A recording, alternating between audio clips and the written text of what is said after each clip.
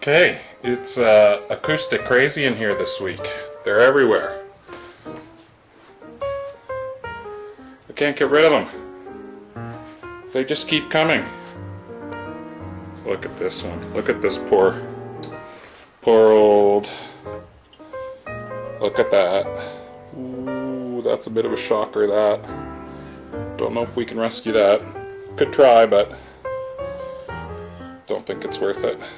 But there are some removable parts, chief among which are these tuners, which are in great condition. We can recover that saddle, those pins, that bridge, maybe even that pickguard.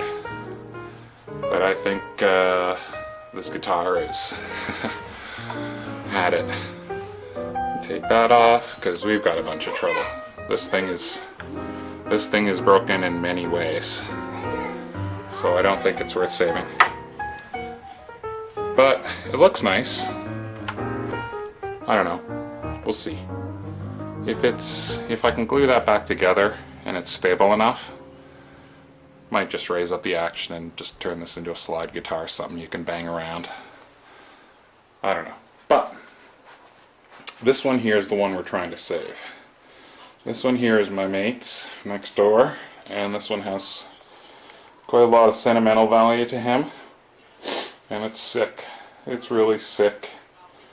It's been humidifying for a few days. It has a few ugly cracks. I don't know if they're going to show up on video here, but where was that? Oh, there it is. Oh yeah, it's got an ugly crack right there. It's a bit hard to see on camera. Right there. It's got a few other little melodies, but the neck seems good and straight.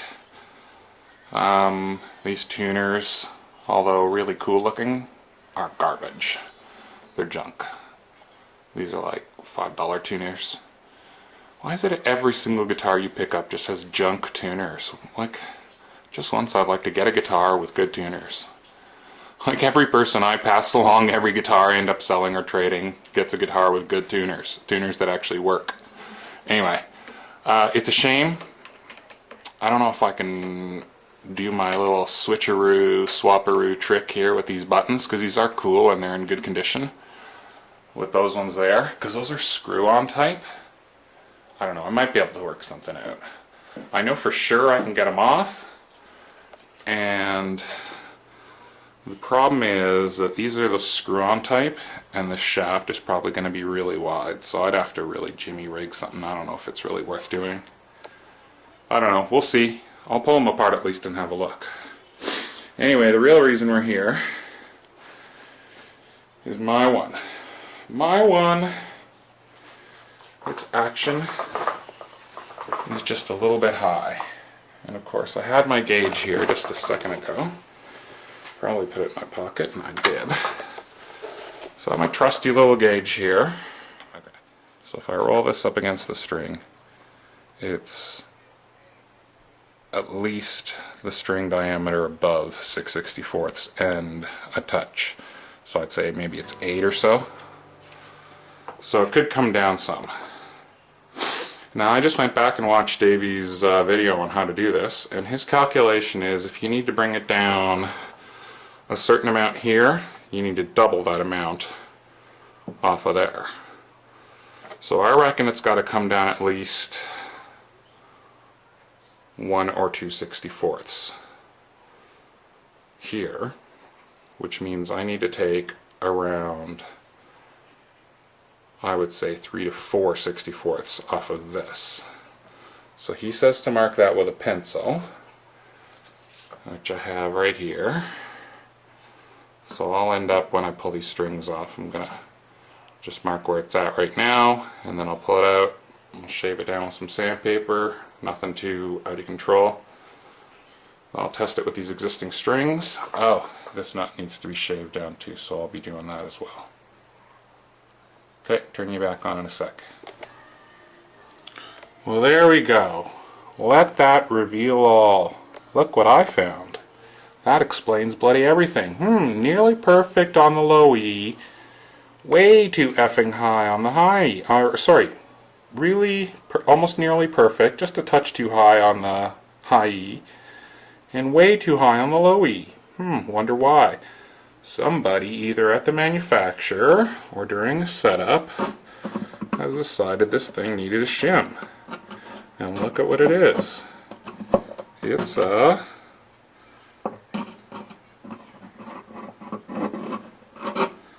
piece of... Come on out of there, you little slut. Okay, I can't do this with one hand. There we go. Alright, let's see. Look at that.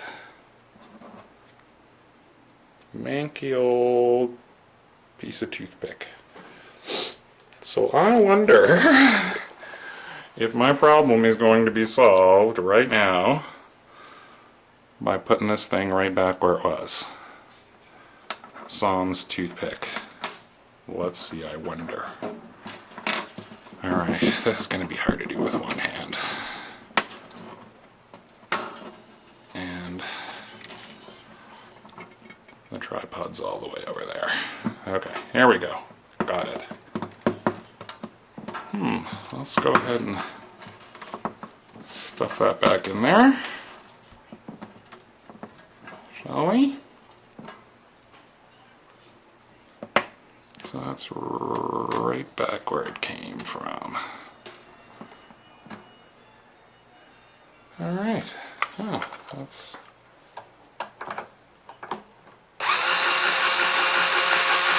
open it back up.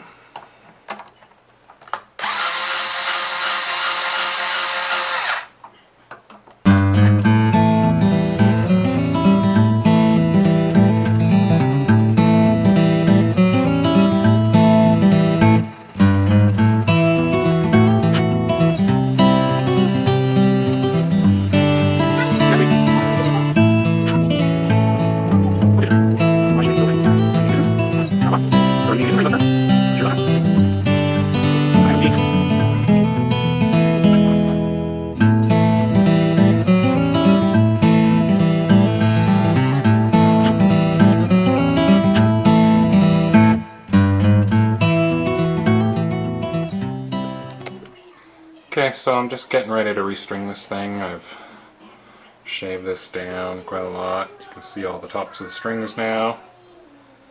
And we had found that piece of toothpick in the bridge, I guess. I don't know, maybe at one point that was too low.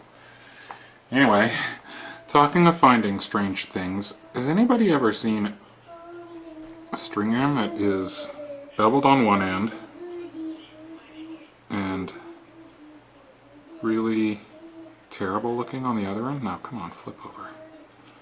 Look at that. It looks like it was punched or something really badly, and they all look like that. Now, the reason I noticed that is because one of the weird things I do is I save these. Don't ask me why. I just think they're cool, and I think at some point maybe I'll be able to make something out of them. Anyway, if anybody out there knows what kind of strings these are, because the girl said they were Diodario, and I've never seen any Diodario string with string ends that look like that. Alright, this is too good not to show.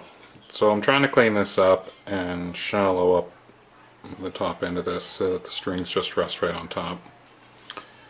Pulled it off, and look at that! Looks like Legos. It's like a Lego nut. That's hilarious. How funny is that? I guess I'll be replacing that at some point. Too funny. Alright, so one last thing here about the nut.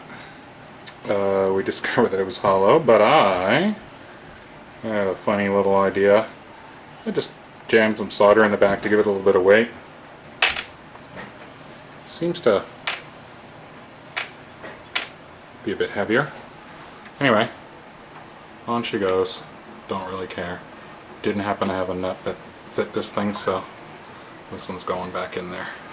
Alright, so I'm gonna go ahead and string this baby back up. Ooh, yeah, I love this. Looks good, eh? And the fretboard. Looks beautiful. Okay, I spared you the restring, but she is indeed strung up. These are 13 to 56. I've never used 13 to 56 before, but you can see those are now resting just atop that nut. Just the way they should be. So I finished shaping it. I finished sanding it down with some 1000 grit sandpaper, smooth it out, but it's good now. And I've gone ahead and put in my little bit of break angle there. When I string up an acoustic, I like to break the string over the saddle. I don't know where I learned this tip, but it just sort of helps seat the string, and you want to make sure that the string end is right up at the top, otherwise your string will bust out when you start tuning it up. So lots of good videos on how to string up an acoustic. But anyway, she's strung up. I'm going to tune it up to pitch and see how it sounds and drag it up to the park again. But I'll spare you this time the going to the park with me.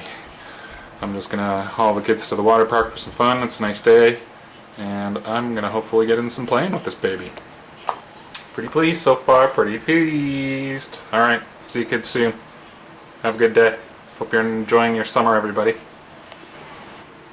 Of course I got the string ends off. What do I look like? Some kind of tree-hugging hippie? Yes, cut your effing string ends off.